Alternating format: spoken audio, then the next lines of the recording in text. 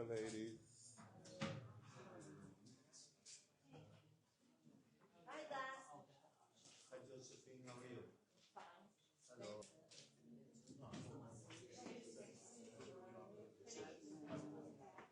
Yes.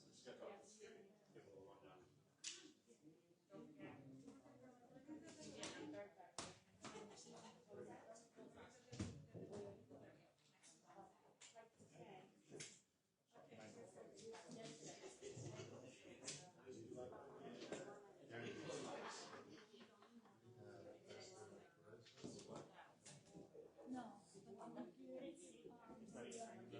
Yeah.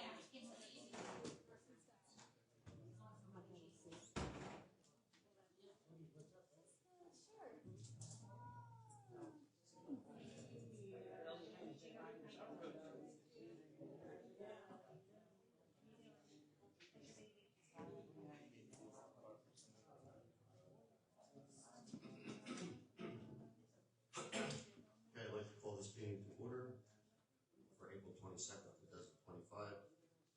This meeting is being held in accordance with the Open Public Meetings Act, also known as Sunshine Law and JSA 10:4-6. Notice of the meeting was sent to the Daily Record and Citizen on Thursday, January 2nd, 2025, and published in the Daily Record on Tuesday, January 7th, 2025, and the Citizen on Wednesday, January 8th. Notice was also posted on the bulletin board of the municipal building. These notices were sent within 48 hours prior to this meeting and were sent in sufficient time for the publications to publish them. A copy of said notice is on file with the municipal clerk. Do we have a translator here today?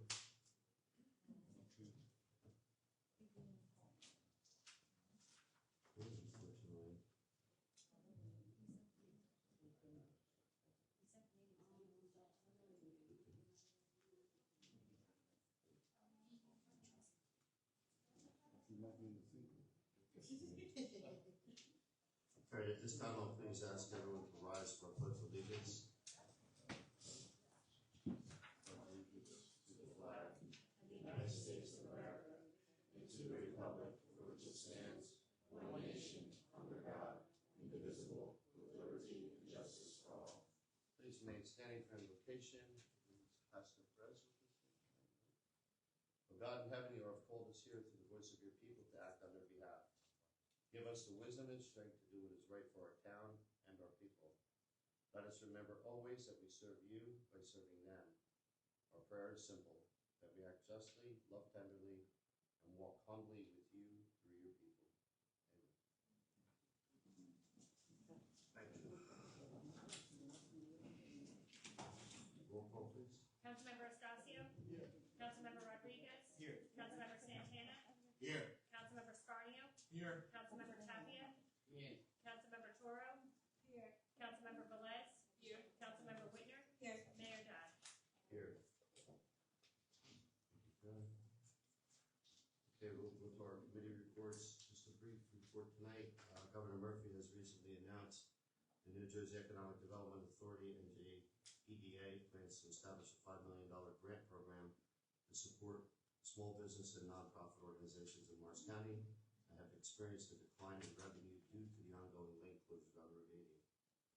The grant program is designed to provide much needed relief to those impacted by this disruption, helping them recover from financial setbacks. The NJEDA is expected to open applications for this program by the end of this month. And I know other programs are opened up for our state assembly people. Had conversations with Assemblyman Bronco, Assemblywoman Dunn to apply for that grant. You're entitled to a $15,000 one-time grant that you don't have to pay back. So any businesses that were affected, that grant is available online. This past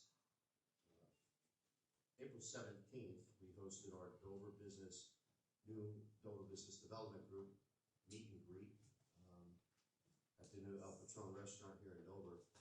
And I want to publicly thank Michelle Espada, who organized that event. She did an incredible job. We had our guest speakers, Alex Doherty, our town planner who was with us here tonight, was a speaker. Ed Ramirez, our CFO. Michelle Lozo spoke about also economic opportunities here. And we had over 200 people attend that meet and greet meeting, and we gave them updates on our community, about future development that's coming in, some of the new parking regulations that are coming in that will affect our businesses, and our new business development group that can help their businesses grow in Dover. I've said it a million times that our local businesses are the backbone of our community.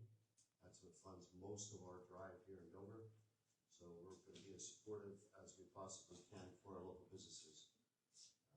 A great opportunity for people to network, and I think they scheduled our next one for June, end of June or beginning of July.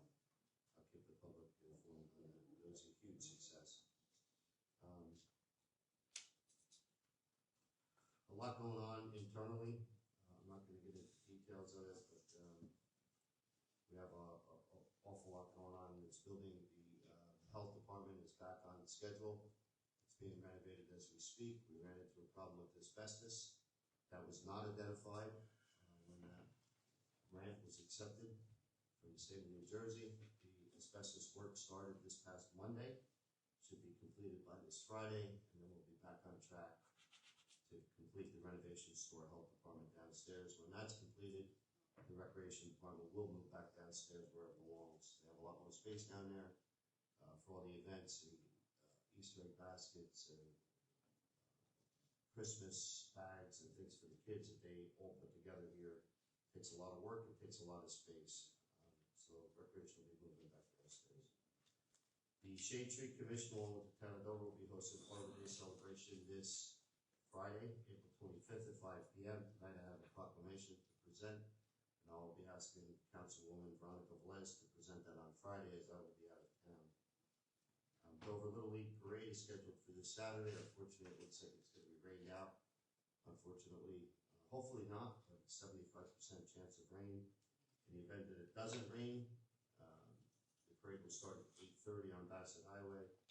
All the players will walk up to King Field, and it will end at King Field for the opening pitch. May 1st at 6 p.m. JFK Park, we have our National Day of Prayer that we brought back to our community. On May 3rd, we have the Mayor's Annual Fishing Derby. I think this is my 17th derby here in the town of Dover. Registration starts at 7 a.m. The first cast will be at 8 o'clock, and the fishing will commence from 8 to 12 noon. A lot of prizes. We probably had a record donation for the fishing derby this year. We brought in over $7,000 through donations for the Mayor's Fishing Derby. It's going to be a great event. It's awesome for families to come out, enjoy an afternoon or a morning out at Park Park. Also on May 1st, we have the Town of Dover paper shredding event at DPW, 211 North Sussex. That will be from 8 a.m. to 12 noon. And then the following Saturday on May 10th, we will have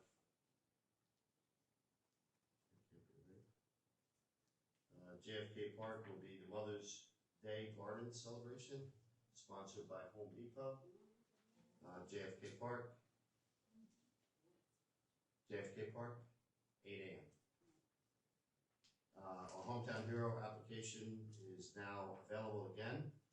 It can be found on the Town of Dover's website. Residents interested in honoring a local hero can fill out the application. There is no charge, and that's the least we could do for people who serve our country, for our veterans. I encourage everyone to go online. And just a quick reminder, Assemblywoman Oregon is back here the first Friday of every month from 10 a.m. to 3 p.m. to address any state-related matters or concerns you may have. And our immigration attorney, she will be here next on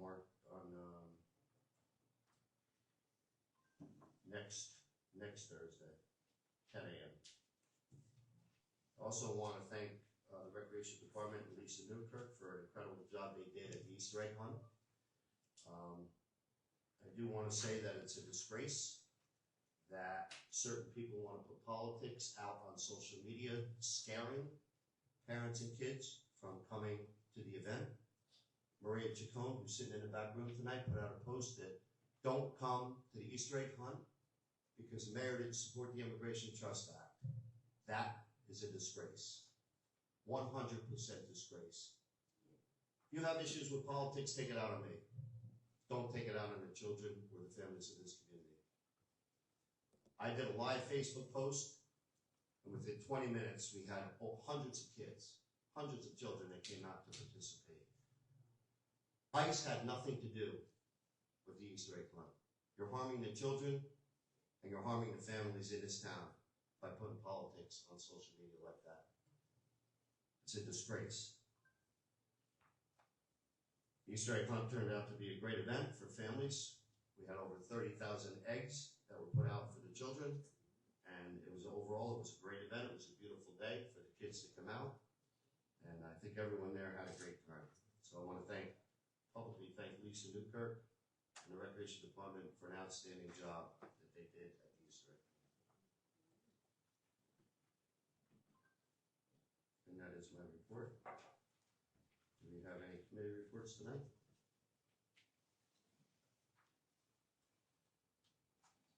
Okay, hearing none.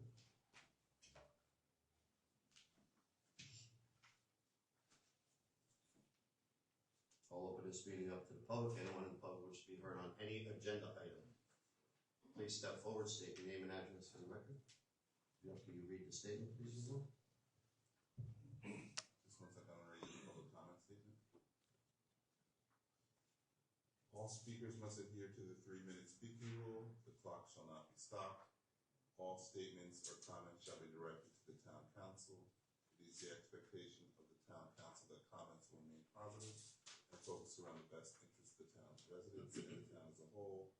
The town council will not condone comments that can be perceived as harassing, insulting, threatening, or lacking in respect or civility. The town council reserves the right to interrupt, warn, and/or terminate a participant's statement or comment when it's too lengthy, interrupt and/or warn a participant when the statement or comment is abusive, obscene, or maybe defamatory, request any person to leave the meeting when that person does not observe reasonable decorum, presents themselves as a danger to others in the building, request the assistance of law enforcement and the officers in the removal of a disorderly person when that person prevents or disrupts a meeting with an act that obstructs or interferes with the meeting, including threats by words, actions, or objects, call a recess, or an adjournment to another time when the lack of public decorum interferes with the orderly conduct of the meeting, and waive these rules when necessary for the privacy or to maintain orderly operation of the town council.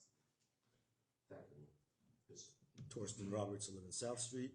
This is in reference to Resolution 124. I'm looking at it, and it's done on outdated maps. This map from 2008. It shows South Sussex Street as a through street, which is no longer, and it has South Bergen as not a through street, which it is. So if the intention is to make South Bergen not a through street and end up with a plaza like Sussex Street, I would suggest a traffic impact study and consideration that how the plaza in South Sussex Street is working out today. Thank you. Thank you. I'll respond when everyone else is finished. Thank you. Anyone else in the public wish to be heard on any agenda item? Seeing no hands and hearing no voice, I'll close this portion to the public. Tonight we have our town planner, Alex Stardy, with us to speak on that. When we get ready to present that resolution, I'll ask you to come up, Alex, and explain that, and explain the maps, okay? Thank you. Okay, we'll go to our bills list. Have a motion, please? So move. Second. Questions or comments? Roll call. Councilmember Estacio, Yes. Councilmember Rodriguez, Yes. Councilmember Santana, Yes. Councilmember Scarneo, Yes. Councilmember Tapia, Yes. Councilmember Toro, Yes. Councilmember Velez, Yes. Councilmember Wittner, Yes. Mayor Dodd. Abstain. We have our consent agenda resolutions. 116, approving the taxi limos to be licensed in Dover. 117, approving taxi cab driver's licenses. Resolution 118, approving individual to be removed from the membership in the Dover Fire Department Volunteer Division. Resolution 119, approving a mobile retail food establishment. Resolution 120, approving social affair permit for Casa Puerto Rico. 121, approving extension of premises for Pancho Villa Rodeo. Resolution 122, amending resolution 1/2025, designating meeting dates for 2025. And Resolution 123, authorizing the execution of agreement with St. Clair's EMS and Stefano Ortega, medical director for medical direction and training. I'm going to ask to remove Resolution 123, so we can vote on that separately. I have a conflict with that, so any other conflicts? Okay, so the consent agenda tonight will be Resolution 116 through 122 is what we're going to be voting on. Motion in a second. So moved. Second. Roll call. Councilmember Estacio, Yes. Councilmember Rodriguez, Yes. Councilmember Santana, Yes. Councilmember Scarneo, Yes. Councilmember Tapia, Yes. Councilmember Toro, Yes. Councilmember Velez, Yes. Councilmember Wittner, Yes. Mayor Dodd. Yes, Resolution 123, 2025, authorizing the execution of agreement with St. Clair's EMS and Stefano Ortega. So moved. Second. Roll call. Mayor, I have a quick question Sure. before I tried to address this prior. Let me just get to the resolution here. I just want to clarify, so the agreement is with St. Clair's EMS and Stephanie Ortega, MD. In the body of the resolution, it keeps referencing BLS agency. Is that just like a placeholder? No, I think it's BLS and EMS. BLS and EMS. So for example, I'm not sure it should say BLS agency. I think it should say the physician's name or St. Clair's.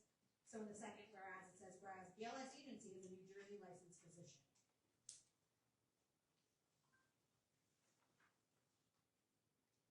Your legal opinion? So the reference BLS agency appears to refer to St. Clair's.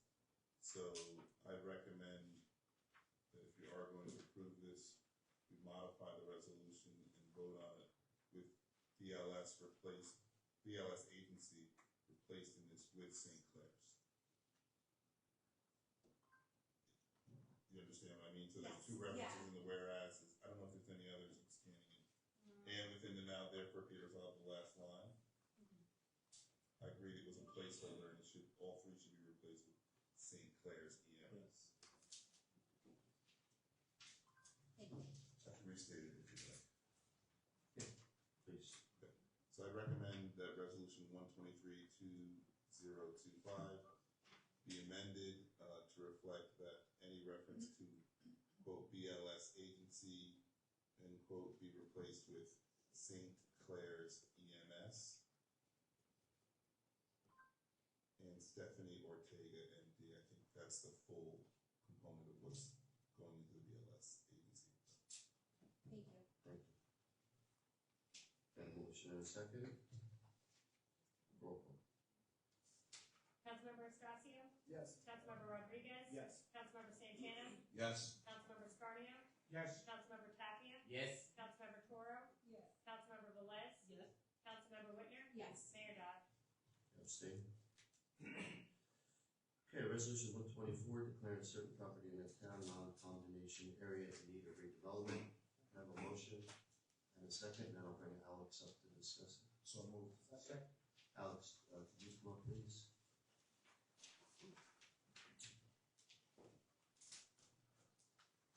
Everyone knows Alex Doherty is our town planner here at Essex Planning and Subdivision. Good evening, Council, Mayor. I know McDonough Associates, our consulting planners, they dropped off some exhibit packets on, I know John's on his way. I told him it was probably going to be a little too late. But for purposes of the board, the exhibit packet that was dropped off is just an aerial view outlined in yellow, the properties in question for the study for purposes of illustration and orientation. For the public, it's pretty much the train station area, the parking lots by the park. So this area need a redevelopment study was issued this past fall for the planning board to take a preliminary investigation. That presentation was presented last Thursday, last week, to the planning board, where they unanimously voted to recommend the area does indeed meet the statutory requirements for an area needed redevelopment. On your exhibit packet, they break down a nice little key, a legend, if you will, of the properties in question and the criteria by law in which was presented to the board, which was based upon the findings. I know there were some questions at the planning board about working with New Jersey Transit and the status of that storage yard. It's exactly why we're doing this study. It's a big state agency. There's really no incentive for them to get the wheels moving on stuff unless there's kind of some legwork done on the local levels. So we're pretty much pulling every lever we can.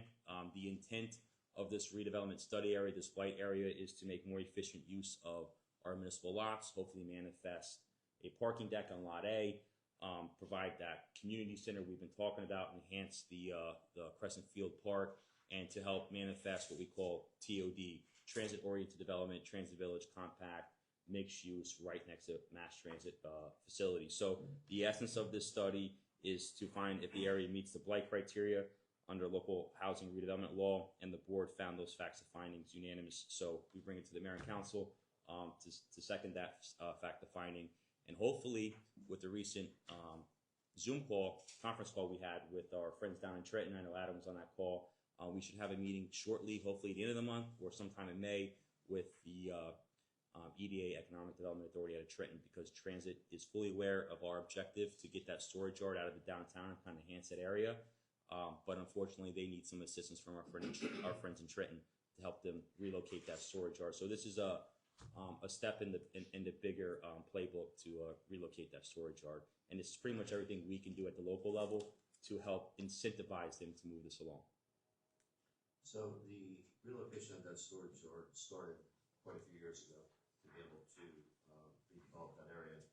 And it's unfortunate that transit thinks that they can continue to leave their blighted site in the middle of a beautification project here in the town of Dover.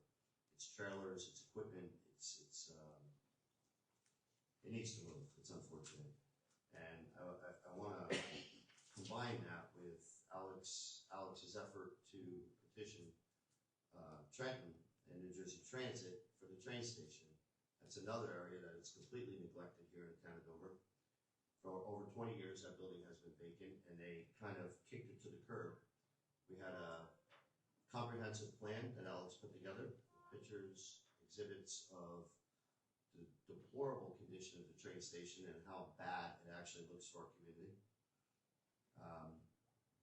We had a very successful meeting with Transit. We had over 30 people in that meeting. They did put the train station out for a request for proposal. It came back, and a contract was awarded to a developer to renovate the Dover train station back to a restaurant. I was there last Friday with the developer, with New Jersey Transit, looking at the condition of the building and how much work is going to have to be put into that building, and trying to get a time frame on how long it's going to take.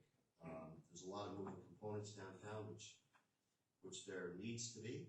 I mean, it's a blighted area, like you said. It passed by the planning board unanimously, and now it's in front of this council to do that study to determine whether or not it deems redevelopable. I believe certainly it does, and McDonough's office feels that way as well, with multiple criteria you see in the legend for various properties here. One of the things I want to say is this is one of the many levers we're pulling. We also have a $1.5 million grant as well to enhance the public realm at that train station. So we're confident with the pressure we're putting on and the movement towards changing things up over here with that storage yard. It shouldn't be much longer before we know where we land in the time frame on that. Yeah. But Alex, just to address, I think it was Mr. Roberts, or Certainly. that this is put on an outdated map. So and I'm hopeful Ramon can help me with a little bit of land use as the attorney, but when you do subdivisions or replats and things of that narrative, and there's things that affect the tax map, you have 190 days to send those up to the county. So all the tax maps really are done at the county level. So we do have an outdated map. The last time it was updated was in June 7th. Unfortunately, we don't produce the tax map for the town. That's done at the county level. But I will say, for purposes of the outdated map, this was a concern that I raised, because I do know that the Meridian project took over Sussex Street right there, and it's more of a plaza. But for purposes of our redevelopment attorney, who could not be here tonight, he did not see that it had any issues because the properties in question are identified appropriately in the tax map. Exactly. I agree with that. Okay, good. Just a question, Alex, what's the 1804, just out of curiosity? It's a boarding house. Yes. Yeah, lot 13 on the corner of Monmouth and South Moores is a boarding house.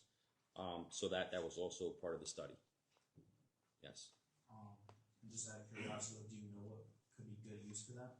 Well, the idea is to really, when we talk about redeveloping the site, is to look at prominent parts as we talk about the South Morris neighborhood and coming in and delineating that downtown kind of gateway presence.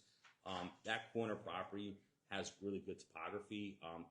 It's a boarding house that really could use some reinvestment, if you will. But if there ever is a sense of urgency to develop that site, this redevelopment plan opens the door for, this redevelopment study opens the door for redevelopment plan, where we can dictate what that future development looks like, so we can turn over this site and make more efficient use for a cohesive project, which will be coming down the road, hopefully after Trenton is done working with transit. Just one last thing, now that we were talking about the train, in your talks with transit, could you bring up the fact that, on Morris Street, right, when the train pulls into Dover, 100 years, sir. yeah, I have a letter, honest to God, I have a letter from a constituent in 1903 or 1905 that complained about the exact same thing.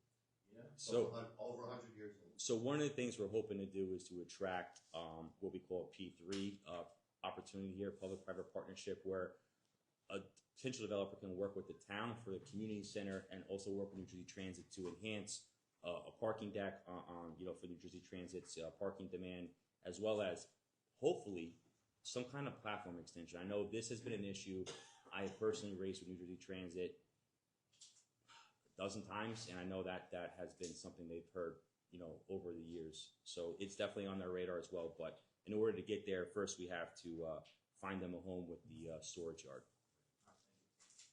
Alex, I have a question. I know the garage belongs to New Jersey Transit. Do we have to buy that from them? No, so the concern and the interrelatedness with New Jersey Transit is these are municipally owned properties in general, the lots in that regards. New Jersey Transit, from my understanding, and it's pretty comprehensive, they have rights by way of deed for commuter parking. So we can't necessarily do anything with these properties without first having to work with NJ Transit. So we're looking to work with them to find them a new home and in return work with us to basically take Lot C and Lot B, fold it up and put it vertical with the massing of the Dover condos. It would blend in well right there and kind of bring a new element to the train station. I'm happy to hear that our train station is going to get renovated. Do you know when the renovation is going to start? I believe soon. That's a contract with the proposed tenant, but yeah, with New Jersey Transit and tenant, I have no idea what that lease agreement is and their timeframes on that. But I do know the qualifications in the RP they sent out. The intent was that proposed tenant is going to restore that train station to its original historic condition. So between that and that $1.5 million public realm improvement down there, this area is certainly going to improve in the next few months. Nice. And you said you could do a restaurant there. So anybody could open a restaurant? Or No, so the RFP process, from what I recall, was in order to be selected for that restaurant potential tenant, you had X amount of financing in the bank, just because part of that agreement, my understanding was, you're going to get a great lease, but it comes with restoring this building, which comes at a great cost. So there was a balance to be had. So unfortunately, some people that solicited for that proposed tenant site didn't qualify. Thank you. Thank you. Yep. Mr. Darby, Okay. can you please show us an enlarged picture of the document that you have I there? think we have some extras we could pass around. Excuse me, just through the chair, just want to remind the public that you're not supposed to speak out and you speak during the public comment period. Okay, we have a motion and a second. Roll call, please. Councilmember Estacio, yes. Councilmember Rodriguez, Councilmember Santana, Yes. Councilmember Scarneo, Yes. Councilmember Tapia, Yes. Councilmember Toro, Yes. Councilmember Velez, Yes. Councilmember Wittner, Yes. Mayor Dodd. Yes.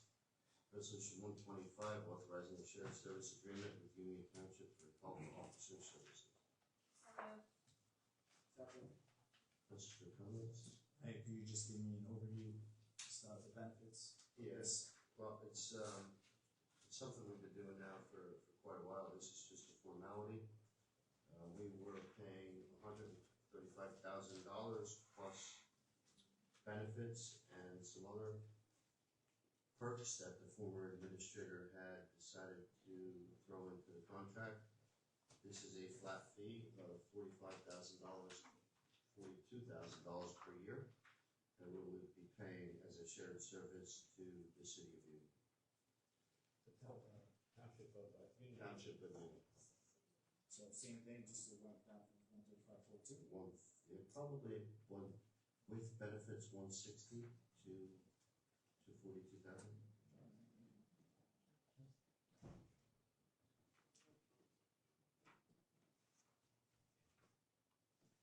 We have a motion and a second. Roll call.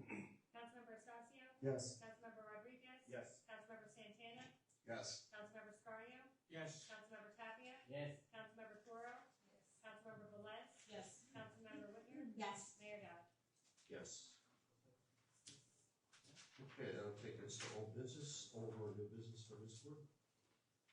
Mayor, I just want to say the Easter event was a great event, and I want to thank you for doing the video and getting the people out there. It was nice seeing the family and the kids. It's a shame that people are installing fear in our community. So just wanted to take the time to thank you.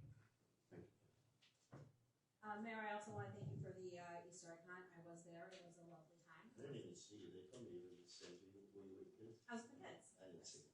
No, my That's kids are good. Easter egg hunt age, so I That's was with awesome. them. That's what My it's all only about. suggestion for next year, I've been to this every year since I've had kids, right? Is we pretty consistently seem to start late.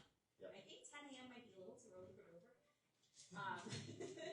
So maybe my only suggestion would be maybe to push it to 11 o'clock. I think that's probably enough time to get people up and running. It's pretty rough. All the bulldozers at 9 a.m. Well, the two things that we learned, that I learned at this one now, because of the amount of kids that turned out after we put the social media posts up, is that we're going to stagger the times for the age groups. That was going to be my other suggestion. We're yes. not going to tell everyone 10 o'clock, it would be 10 and 11 or 11 and 12. And then we are in the process now, we need to purchase a second sound system because we had technical difficulties that basically shut that down for 45 minutes. And our system is old and antiquated. So I already told Jeff to go through his capital projects and try to find some leftover capital money we can move it around and purchase a new sound system for DPW. But thank you, Cindy. That You're was right. gonna, yeah, my You're other right. suggestion We was need to- staggered, but otherwise I want to thank the volunteers because that was really, Volunteers were really incredible. great. It's pretty incredible seeing how much work goes into this and seeing the volunteers throwing eggs out for like 20 minutes and spreading them out, and then in 12 seconds the field is completely clear. It's crazy. 30,000 eggs this year. 30,000. But thank you again for that. Great. Thank you. Anyone else? Yes, Mayor. So I want to bring up some new business. Bonnie View Drive, by the Bonnie View Drive, right? So the residents there, and I also agree, is that that area is technically owned by the hospital. That's what I've been told when I've investigated more, and but we maintain it, and I think the agreement is because we maintain it for the parking use, so that people can use her park. But I don't know if we maybe can ask our town planner to give us a recommendation on a better use of that area, because the area tends to get really dirty with trash and stuff. But I also just wanted to bring up the stone entrance. At the entrance there's stones, the two stones. They're really they're messed up. They're falling on the ground. Some are painted. So it's just if we're gonna use that as a parking spot for her park, let's make it nice. But if we don't want to use it as a parking spot, then let's do something about it. But I wanted to see what we can do about that. Parking enforcement. So this past weekend, I got some complaints from residents about people parking in fire hydrants. Specifically in the Meridia, there was all of the handicap spots were being used by cars that don't have handicap placards. And so then I got a call from a resident who's a handicapped person, and all the spots were taken. And it's I think it's because of the warmer times, and so people are bringing their friends and family over. But if this is a preview of what the summer's gonna look like, it's not a good look. I wanna get ahead of it. What do we think about parking enforcement on weekends? Have one official, because you know the police is busy, and with the summer coming up, I really want I want change from last year to this year. I really want to, and that leads me up to the next point. So smoking and drinking in our public parks. You know, we all got complaints last year about that. We've all been getting about the past 4 years. I think that this summer coming up, I really don't want to have the same complaints, because then what am I going to tell my residents? You know, so I really want to get ahead of this. Parking and smoking, drinking in the parks. I think these are part of the life issues that we need to tackle before this weather presents. So just real quick, we have, our safety sticks are gonna be installed, within the next couple weeks. Within the next couple weeks, you know, we presented that in front of this council, which will, certainly help with all of our fire hydrants, bus stops, too close to the corner, and that type of thing. 75 safety sticks? We in the contract, we set up to 100. Up to 100. Yeah, but we selected several intersections, several locations, and we can add as we go. Right. Yep. And then I have given Alex the charge to have the parking ordinance on at the next council meeting. I think Alex had to step out. We were waiting for some final details from Kyle's engineering for the new parking system. For those of you who don't know, we're going to have parking kiosks throughout the entire downtown area. It's an entire new parking system for all the municipal lots, for all of our streets in the business district. It is going to require to pay to park on the public streets downtown.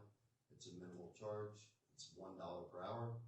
And it's not a revenue generating stream, but it's an enforcement stream in order to get people to move their vehicles. The problem that we're faced with now is that people park on the streets downtown in a 2-hour limit, and they don't move the car for 8 hours. And so we don't have that turnover for our local businesses to utilize the parking in the downtown area. The parking request for proposal came back a lot cheaper than we had anticipated. It's less than $1 million to put the entire new system in, which will certainly be paid for by the parking enforcement. That won't be on the backs of the taxpayers.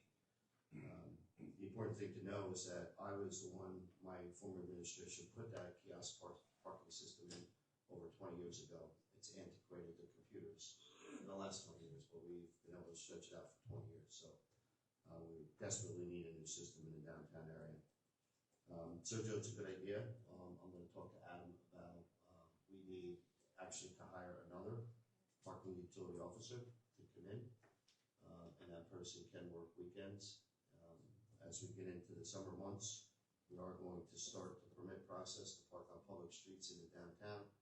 So I'm going to say within 60 days, in all the neighborhoods actually, within 60 to 90 days, you're going to be required to have a permit on your vehicle to park on any public street overnight in Dover.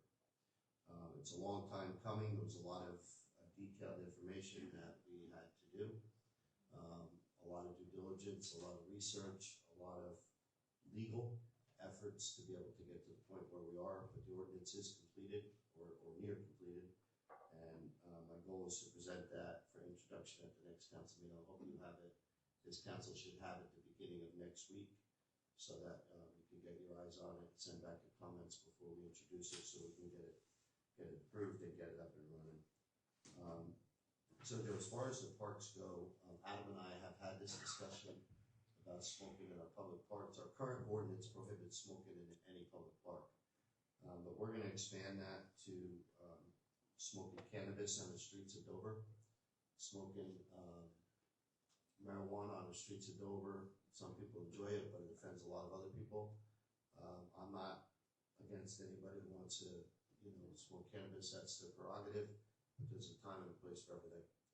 I don't think it's appropriate for someone to walk down the street smoking a joint when you have a family of children walking on that same sidewalk. It's completely inappropriate. So you won't be walking down the street with a bottle of beer in your hand or a bottle of vodka in your hand. So I don't think it's appropriate that you walk down the street with marijuana. So we need to look at that ordinance. Adam, if you could pull that ordinance, please. And Mayor, Mayor, yes, it's actually ready for council to review, and if you're interested. The cannabis has been entered already? It's good to go? Yes. Was it reviewed by legal? Yes, they prepared it. Okay, good. So let's get it to the council now. Send it to the council for the rise, and let's introduce that at the next council meeting. I know it's being worked on, I didn't think you were that far along. Good job. Mayor, so, thank you so much, because, downtown, there's this one smoke shop that, they just sit outside, and I really appreciate that, I truly do. Some of the complaints that I've gotten is more from like the Dover Football Club, the soccer players, you know, when they're in those sessions, which is like 4:30, 5:30, you know, and there's people smoking, you know, I don't know.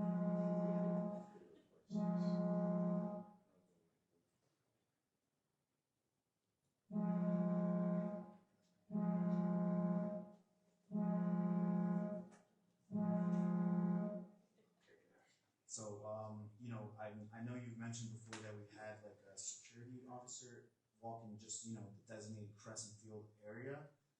Is that something that we could possibly do for this summer? The Crescent Field area, have somebody dedicated to that? Because listen, when you see somebody smoking in Crescent Field, you call the police, you know, they're reasonably busy, 5-10 minutes, they're done. It's a waste of time. We don't want to waste the police officers' time, so. So we just hired a security guard, and he's currently in training as we speak. For parks? For the parks. Oh. Yes, we do. And When does he complete his training out? Mayor, we actually gave him the job offer last week, and it's only probably say maybe another week. A week of training, and he's gonna go? Yeah, Good. but we actually had a conversation, Mayor, where he is going to be considered a field supervisor. Field supervisor. Before he gets all the training, so that he can already be hands on deck at the site, and he already has the contact information with the police department, and you know, hopefully, you know, within a week he'll be there. It's good. thank you. So, Yes. sorry, I have a question about this person. Is this person gonna be able to write tickets if he catches now? So if he sees somebody smoking marijuana, what can he do? He will be reporting the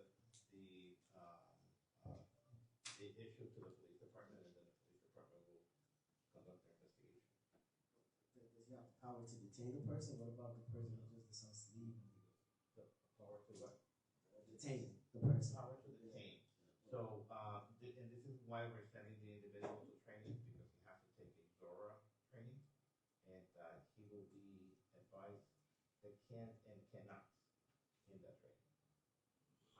I could tell you because I have never taken it. So will it be expected to have cameras in the park? There is a camera in that area, I believe. That is also monitored by the police department. Mayor, yes, thanks Adam for explaining about that, the ordinances is working on. So, yeah, I wanna talk about the Road 80 Business Assistant Program from the JVA. The program is open in this morning at 10 in the morning, and the business can apply right now. So the program goals are the Road 80 Business Assistant Grant Program will provide short-term financial support for the small medium business, up to 50 employees in Morris County, New Jersey.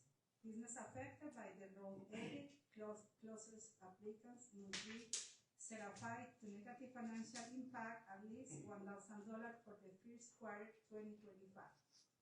What is the requirements to qualify is having an existing and operational from December 1st, 24. Applicants must have a negative financial impact, revenue loss. Have a negative financial impacts at their commercial location as a result for the Road 80 closures due to the sinkholes. Be registered to do business in the state of New Jersey at the time of application. It's evident by the valid business registration certificate.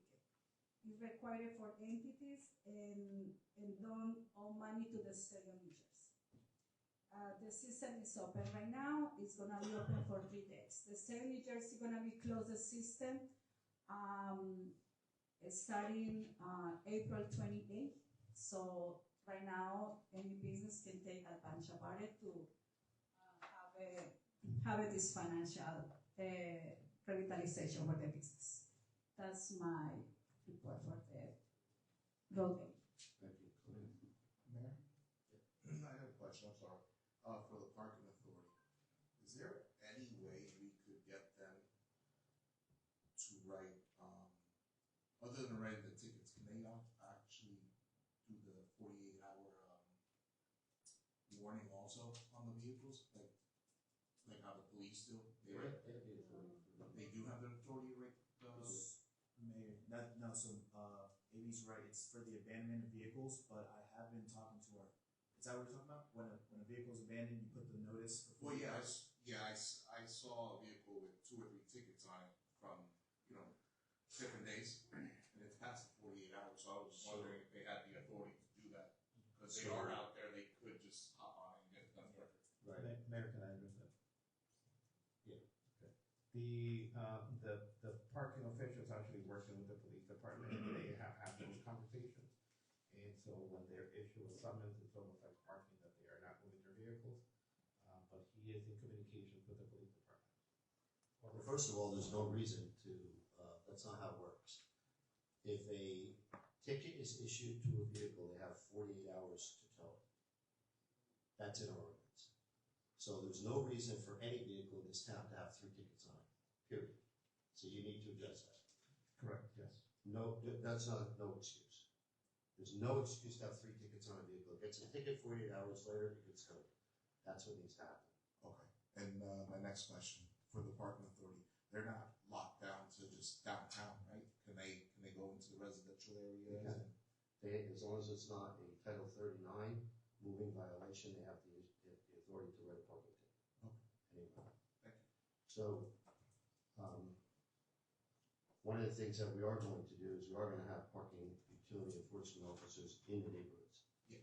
That is absolutely going to happen. But any vehicle in the town of Dover should not get more than 1 ticket. It should be removed. Mayor, I do have a few items of new business. Number one, in the discussion about the smoking in public areas, just last year prior to her leaving, Ms. Tamara Brawls had mentioned an interest in adding consumption lounges to the ordinance. I'm not sure if that's still on the brain for anybody, but just want to put that out there, that is a category to consider to allow people an alternative, although it's a little dicey in our town with our zoning. Just want to put that out there, that is a possible for a licensing category. Number two, with the weather improving, Councilman Rodriguez kind of brought up Bonnie View Drive, and it was actually on my list as well. Her park is probably about a week to 10 days a week from being in bloom. And with that, we always see crazy amounts of traffic on Route 46. And we are already seeing crazy amounts of traffic on Route 46. So I just want to remind everybody that there is no parking on Route 46. I want to ask for additional signage along Route 46, maybe the temporary no parking signs, to deter people from parking there. And then suggesting maybe additional garbage cans. We're already seeing a lot of garbage at Fred Park. My neighbor went out yesterday and picked up a whole ton of garbage, including like water balloons. People are having a water balloon fight at Fred Park. And then I know police presence is a little tough given our staffing, but just if they could maybe be asked to drive by during the peak of the balloon. And then last year I had suggested partnering with the Trippisanian Association for parking. Was that explored at all? Just to kind of alleviate the parking in the residential area, alleviate the parking on Bonnie View, because that does cause issues for those residents on Bonnie View. There's 3 little houses down there. And maybe we can, partner with this other organization to kind of help alleviate that. And then if additional enforcement is not an option, perhaps for future years we can consider a volunteer brigade for Herd Park for that week that we're in bloom to help protect our park and conserve it and act as stewards for our community, because Herd Park is actually a memorial park. So it does deserve that respect of having people enjoy it passively and not treating it like some crazy photo op. Especially, I've witnessed with my own eyes professional photographers breaking limbs off our cherry blossoms for pictures, and that's not okay. So we need to take care of what we have here. And then also the last thing with parking is I am very worried about people parking in the neighborhood across and running across Route 46 with all this traffic. People do it all the time, and I just want to bring that to everybody's attention now before we go into full loop and people kind of converge on the park. The other thing I want to mention is river access at Rich Boynton Road. We're still a couple months off from that, I think, from people going into the river for tubing and barbecuing and everything, but I just want to put that on everybody's brain again. Once the weather gets really, really nice out, river access from Rich Boynton Road is a huge thing. It's kind of a mortal thing, of course, that everybody who's grown up in Dover has always done, but it does cause issues for the residents in that neighborhood. A lot of noise, litter, illegally parked cars. We received a lot of complaints last year, and I just want to put that on everybody's mind before it gets bad. My last question is, when can we expect the budget introduction this year? Probably towards the end of May. Okay. Middle of May to the end of May. Yep, the annual financial statement is done currently. I spoke to John Mooney yesterday. The AFS is done. We'll be pulling the numbers together. Adam is currently sitting down with all the department heads now. I will be done doing the budget hearing, Mayor, this coming Friday, and I'll be ready to present it to the committee, so that we can now start actually going heavy into the, what's next. We're right on target. Yeah, the good news is that most of the departments have kept their budgets similar to last year. They don't have a choice. Yeah, with the exception, of course, of the contract. Thank you. Thank you. Anyone else? Mayor, one more comment, and I apologize for coming in a little late after this, but with regards to vehicles that you see, council members that you see for 48 hours, rather than waiting 2 weeks and coming here and telling me that there's a vehicle with 3 tickets, but if you just call me, all of you have my cell phone number, both of my cell phone numbers. So, don't wait, call me, send me a picture, tell me where it is, and I will address it immediately. Thank you. Okay, at this time I'll open the portion to the public. Anyone in the public wish to be heard, please step forward, state your name and address for the record.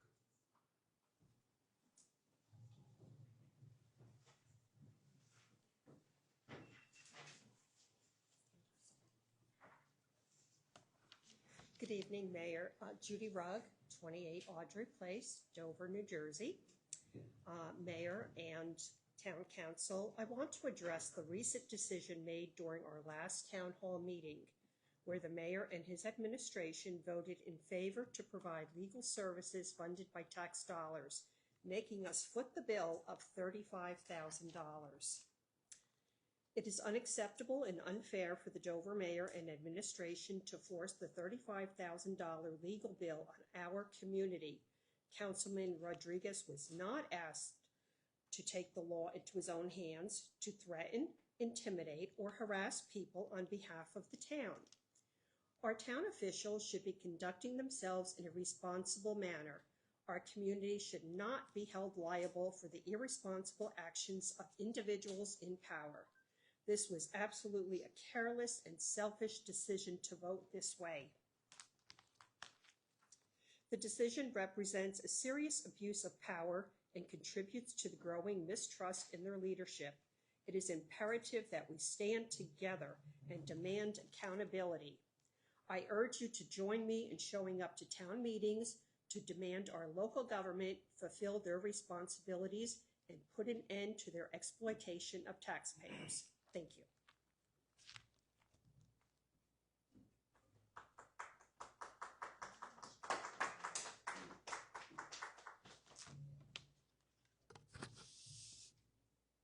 Carol Ruiz, Wind of the Spirit Immigrant Resource Center. Wind of the Spirit is a faith-based, nonpartisan center that advocates for human rights. Last week, Dover's Christians joined Christians throughout the world in celebration of Holy Week. I participated in the Holy Thursday service at Dover's Trinity Lutheran Church, the Good Friday Stations of the Cross service at St. Joseph's Shrine with the Catholics in Sterling, and an Easter Sunday Mass at St. John's Episcopal Church in Dover Today, I join Catholics in our community and throughout our world grieving for Pope Francis. I invite this council into a moment of silence honoring the memory of Pope Francis.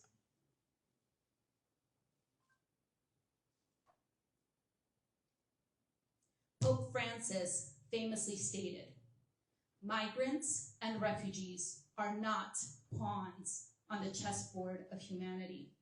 They are children, women, and men who leave or are forced to leave their homes for various reasons, who share a legitimate desire for knowing and having more, but above all, for being more."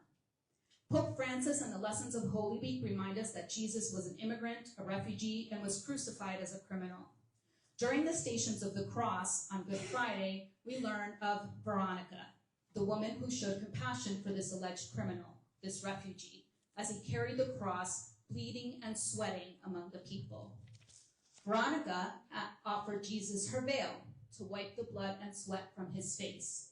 And with her kindness, Veronica made the cross easier to bear.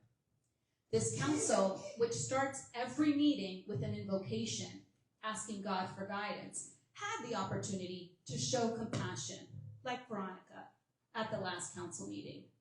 This council had the opportunity to support community policing and our immigrant community with a resolution in favor of the Immigrant Trust Act. Instead, Councilmember Veronica Velez's no vote rejected that opportunity, rejected our community. After that vote, one of our neighbors described the terror of an ICE raid at her home. We heard her anguish, her desperate fear, and her longing for her husband and her children, a plight so painful it drew visible and audible gags from her visibly trembling body before you. Our usually courageous and resilient community is fearful. Many of our neighbors have been deported in my lifetime, but never before has ICE terrorized our community as it does now. In fact, even Mayor Dodd mentioned at least one of our deported neighbors, Edwin. Edwin is Councilmember Rodriguez's alleged assault victim. Mayor Dodd pointed out that none of Councilmember Rodriguez's alleged victims filed charges against Sergio. How could they if they were deported?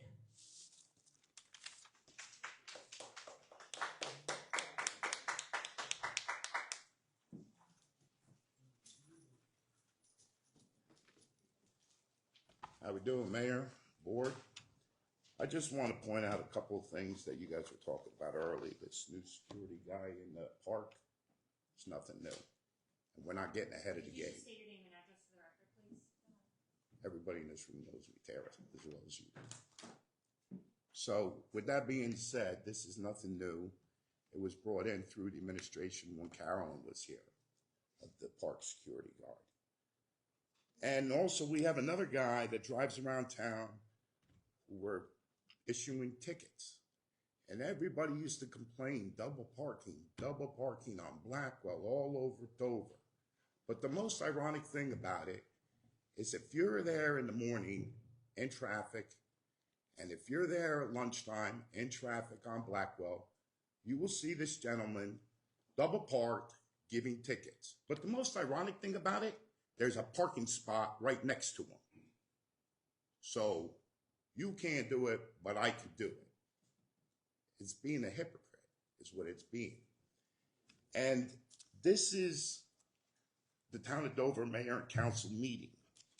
And you are in charge of the meeting. It doesn't give you no right to be disrespectful, because you read the rules and regulations before everybody gets up and speaks. But they don't abide to him. A disgrace, calling somebody out and saying it's a disgrace because you think it's a disgrace is wrong, because you are the disgrace. You don't let people talk. You don't let people give their suggestions. It's what you want to hear. As long as they're patting you in the back, then you're happy. But you are the disgrace. And to charge taxpayers for, yeah, go ahead, smile, it's funny, isn't it? But you sit there and use Facebook or the town webpage and sit there and bring politics into it, that's a disgrace. You are nothing but a disgrace, and you are a bigger disgrace. Taking my taxpaying money to pay your lawyers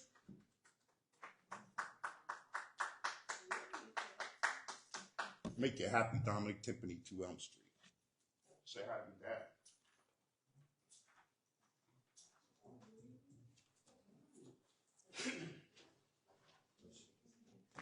Torsten Roberts, 11 South Street.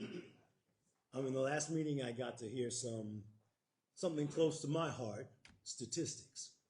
I fully agree with using data to support decisions, but the data must be properly understood in order to adequately inform the decision-making process.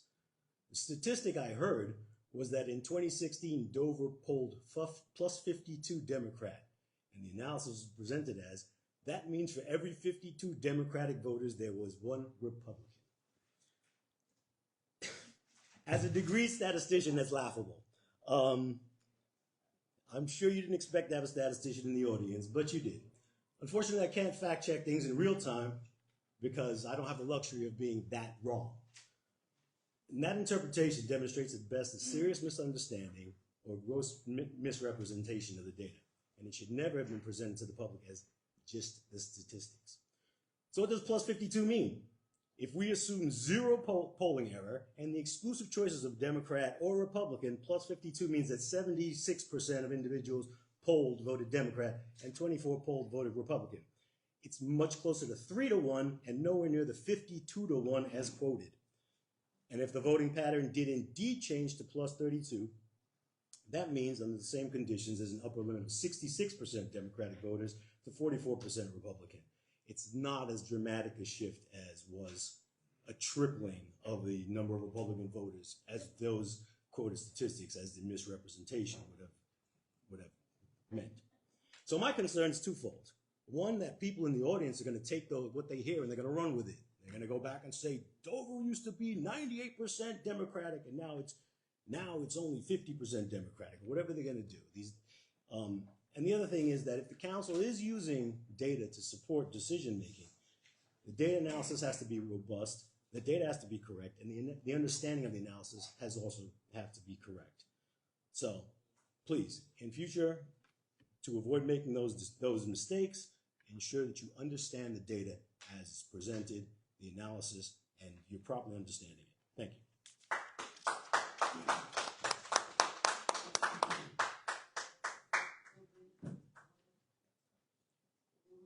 Muy buenas tardes al señor alcalde municipal y a las personas miembros del consejo. Excuse me, we don't have a translator today, so you're going to have to deliver your comment. ¿Puedo hablar en español? We can't do it in Spanish without the translator. ¿Él puede traducirme a mí? Yo le puedo traducir de voluntario, but he can still legally. No, we dealt with this last time. We need a translator for But us. So you're revoking his First Amendment? Access law. He has a right Thank to you, address thank them you, in Spanish. thank you. Can you please stop commenting from the audience? Previously addressed this issue, and the comment has to be delivered in English. If it's in Spanish, we should have a translator here so everyone can understand the comment. Mayor, if you listen Carol, to that, you're in violation of the Carol, I'm law. asking you to You're stop opening commenting yourself from for the a public. lawsuit. I don't care. I'm asking you to please stop commenting from the public. Mayor, I have a serious concern with this because it is not this gentleman's fault that we do not have a Well, I translator. think we all understand that, and I don't know where the translator is. There's an obligation here to have a Usted tiene translator. derecho de hablar. La ley es que usted tiene derecho de hablar. Yo tengo el derecho de manifestarme dentro de los límites del respeto en cualquier auditorio de los Estados Unidos. Si usted me muestra aquí, mediante la ley, el impedimento de poder dirigirme ante el auditorio y en pleno al Consejo Municipal, me retiro inmediatamente. It doesn't give me any pleasure. Es que la exclusión no puede. Please, it doesn't give me any pleasure to tell you this, but we're going to be consistent with our public comment policy, which is that we allow public comment in Spanish as long as we have a translator that we pay for. Then we have to be consistent. If we change that today, that's up to the council to do it. But just be mindful that if someone else comes in, particularly a member of the public who wants to deliver a comment in Spanish and have someone else translate for them, you're free. Just remember, you're going to have to be consistent or you're going to open yourself up to a lawsuit for preferential treatment. That's why I'm saying that. I've addressed this in many public bodies and many boards where individuals want to provide public comment in a variety of languages. And if we cannot translate that for everyone to hear, as a council council member or members of the public that don't speak Spanish, then how is that fair to allow him to do it? And someone else that comes in, when we have a translator that wants to do their own translation, and I say, no, you have to have the translator do it, right? So I'm just being consistent. You're free to do as you like as a body, but that's my advice.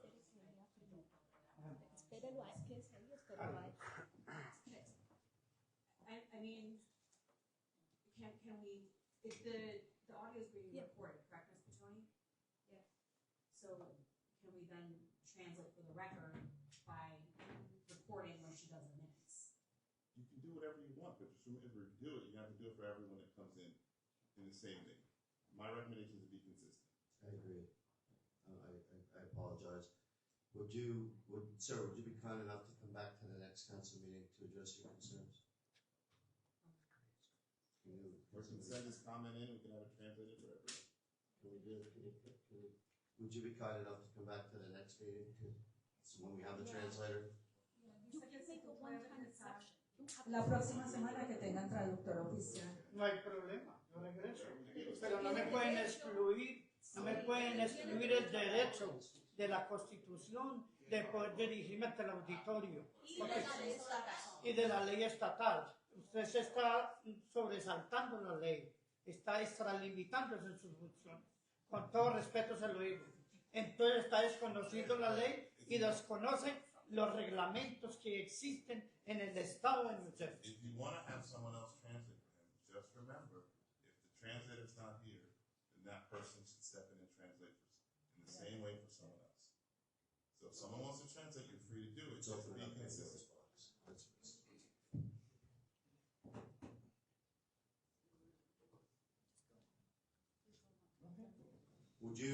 I'm going to ask one last time.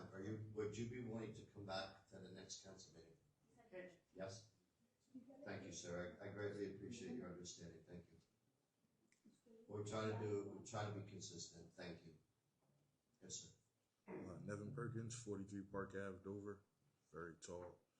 But the law states, and it's the Language Access and Accessibility Law in New Jersey government, and it's applicable to all government agencies, commissions, boards, bureaus, and other offices that provide direct services, and it states the following. In 2024, New Jersey adopted a law mandating language translation and interpretation services across state government entities. The passage of this legislation represents an important step toward ensuring that state programs, services, and resources are accessible to all New Jersey residents. This law requires all state government entities that provide direct services to the public to provide interpretation services and to translate vital documents into at least 7 of the most common non-English languages spoken in New Jersey. So, based on the reading of this law, it would seem that the burden falls on the council to provide the services and not the city resident to come back at a time that's more convenient for the council to provide the services. I yield the rest of my time.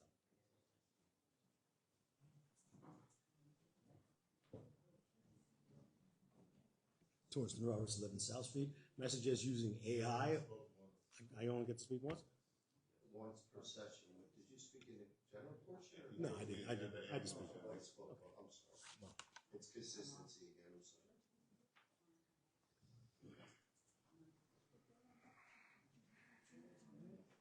sorry. Hi, Dennis, 223 Passaic Street, Dover. Am I being recognized? I've always wanted to say that.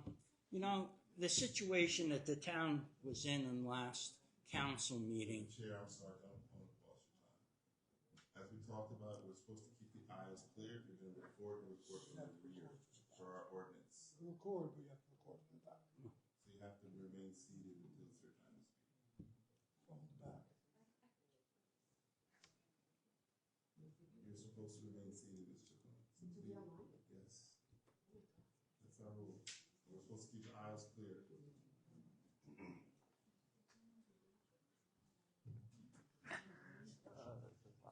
Okay, yes. So my concern is that when I read the article, the councilmen and council people, I should say, are classified as town employees. Okay, so say I work for the DPW, I'm strolling through JFK, I see 3 people sitting on a park bench one of them drinking. I go up, I have a confrontation, I kick that guy, that bottle goes flying, I get arrested. Okay, you're innocent till proven guilty. So I got a free rein. I repeat the same action again, and I go through the same process again. And then I confront a store owner. I'm a DPW worker during bit work hours, and I confront a store owner, even though I wasn't in the store, seeing that, quote, drunk person get served by someone behind the counter. And I have another problem. Now the town's going to turn around and say, hey, we're going to pick up your legal fees. Don't you worry about it, because, quote, unquote, you're a town employee. And my understanding is that the business administrator has the right to discipline, suspend, or fire a town employee that was given that title by that article I read from the mayor of this town. That's where he falls. That's what apparently you people fall under. And there's no way that this 70-year-old guy who's worked his butt off his whole life got to pick somebody else's legal fees up for his illegal action. This isn't Deadwood of the old South, of the old West, where it's so unlawful that nothing can happen to the people who are in charge. That's bull. That is bull. That should never have happened to us people. My sister's 80 years old, lives on top of Penats for 61 years. Dennis, I'm going to ask you to lower your voice, please. I'm sorry. My sister who lives on Penat, almost 80 years old, you're telling her, you got to pay this bill. You have to pay this bill. That's bull. Be man enough and stick up for yourself. That's how I was raised. That's how my brother was raised. I'm going to give you that's your warning. Second warning, please. I'm asking you to lower your voice and calm down, please. I'm asking. Okay. Sorry about that. So that's how we were raised. You cause a problem, you fix the problem. You don't pass it on to somebody else. So thank you.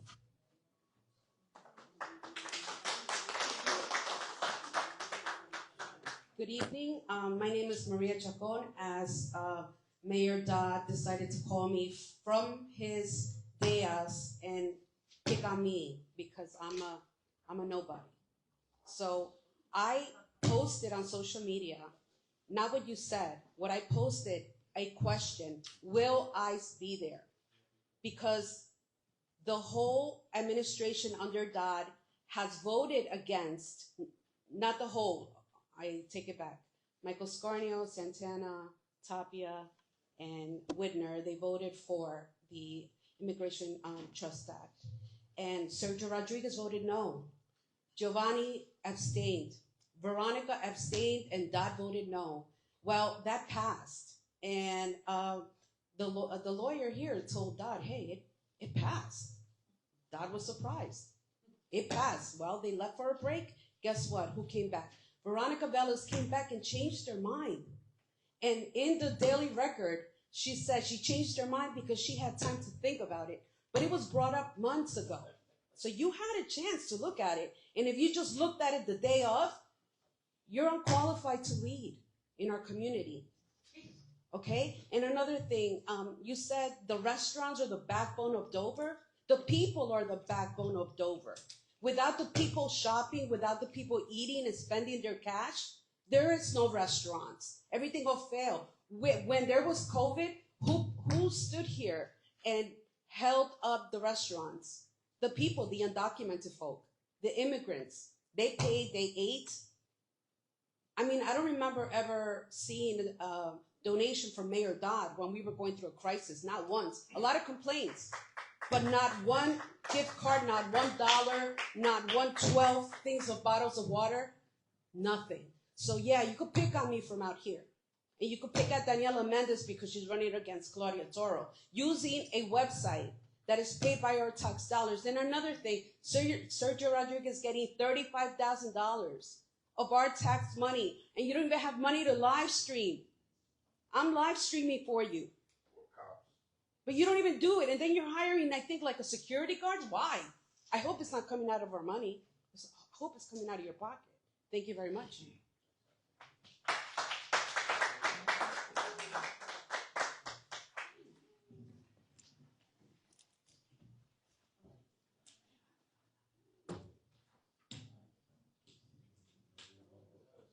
Am I recognized? Can I get the timer up so I know how much time I have, please? Thank you. Oh, you already started it. Great. Good evening. I'm here to address the council's recent decision to misuse $35,000 of our tax money to fund council member Sergio Rodriguez's legal defense against aggravated assault and criminal coercion. This decision is unacceptable and clear misuse of our community resources, especially when we have no money. The justification that Councilmember Rodriguez was doing his job when these alleged crimes occurred is baseless. Our council members' roles are clearly defined to legislate, to vote on ordinances and budgets, and to represent our community concerns. Assault and coercion are not part of those duties. Furthermore, Councilmember Rodriguez was repeatedly warned by former town administrator and police officers that his actions were unlawful. He knowingly disregarded these warnings, disqualifying him from receiving any taxpayer-funded legal defense based on council's own standard, standard that such funding is only for actions taken unknowingly. Council members are not meant to act as vigilantes, police officers, firefighters, or public worker employees.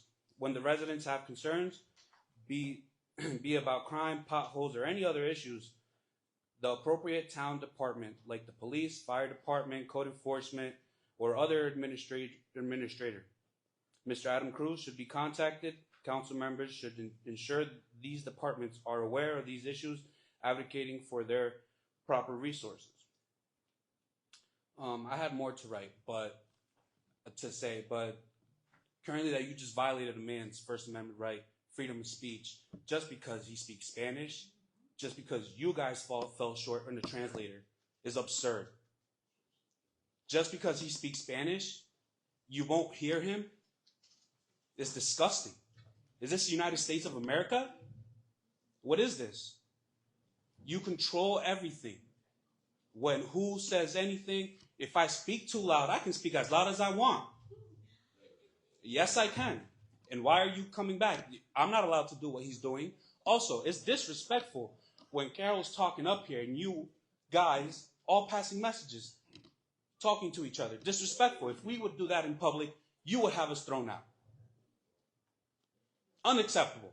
Where's the leadership? Where's accountability? Accountability on that page that somebody wrote? What about his accountability? Mr. Rodriguez's accountability? Violence. That's all it is. You guys are supporting violence. We're paying for violence to be protected. Use it for our schools.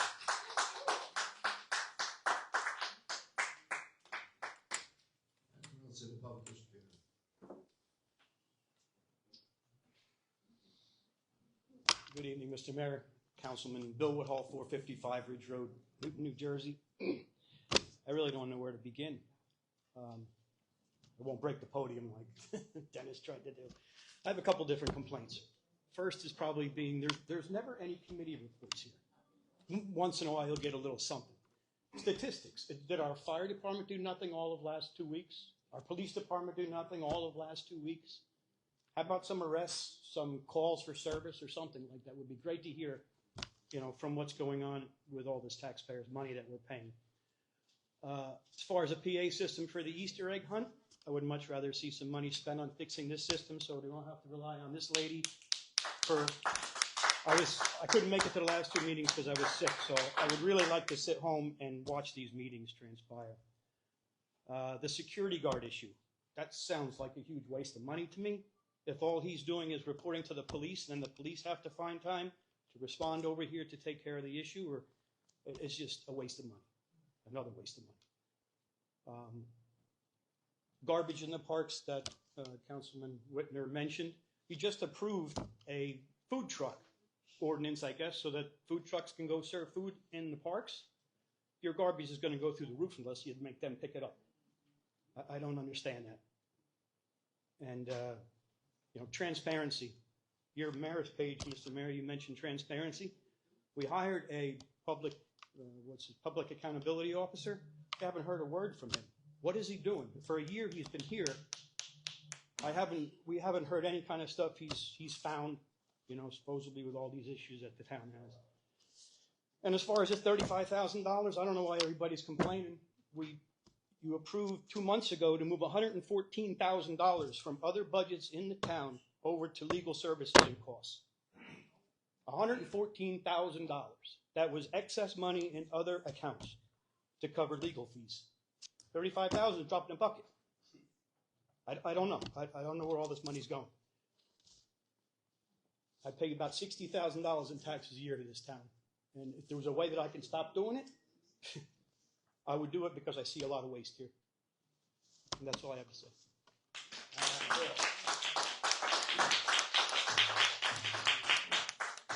Anyone else in the public? Seeing no hands and hearing no voices, I'll close this portion to the public.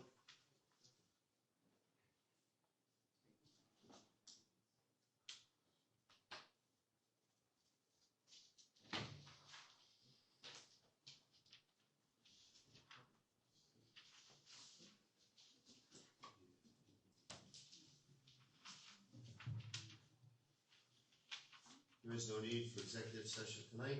I'm not going to comment tonight on your questions or concerns. I will entertain a motion for adjournment. Mayor, I do have one thing before we adjourn. Yep. Just to avoid this issue in the future, and while I actually really like our translator guy, and he's wonderful. In the event that we would have someone else who speaks another language other than Spanish, we would have no ability to provide translation services for that person either. There are other communities, I think, Thorson, I think is his name, I think he was going to mention it, but there are other communities who actually provide live translation via AI during their meetings. This is Greenfield is one of them. Sandra, I think that my comments in the past have fallen on deaf ears. I've said it, and I'm tired of repeating myself. I've said it multiple times to this council and to the public. We came back to a huge deficit, this committee. You want to sit here and complain about your $35,000 for attorneys, go ahead. You'll find out the real story very shortly. Why the town decided to fund Councilman Rodriguez. When you find out the real story, maybe it'll make sense to you. We can't talk about it now because it's litigation, and I refuse to talk about it because it's litigation. First one. So, what I said in the past, excuse me, please stop commenting from the public. What I've said in the past, and this will be the last time I repeat it, the new system for this room, which we would not have to purchase had they not sold the Newbury building at a $10 million loss, is $85,000. I said it, and this is, again, I'll repeat myself for the last time. It is in the 2025 capital budget. We just said when we're going to adopt the budget. When we adopt the budget, there will be capital in the budget to go and buy a new system for this year. I hope that answers your question. I wasn't finished, Mayor. Google Translate is free, and that's what a lot of municipalities It's still part of the system. Thank you. Motion for adjournment? Second. All in favor? Opposed? Everybody should be treated equally. Everybody has to be quiet, and everybody has to be quiet. Nobody should be allowed to speak. It's funny? Is it funny, sir? Can you tell me why?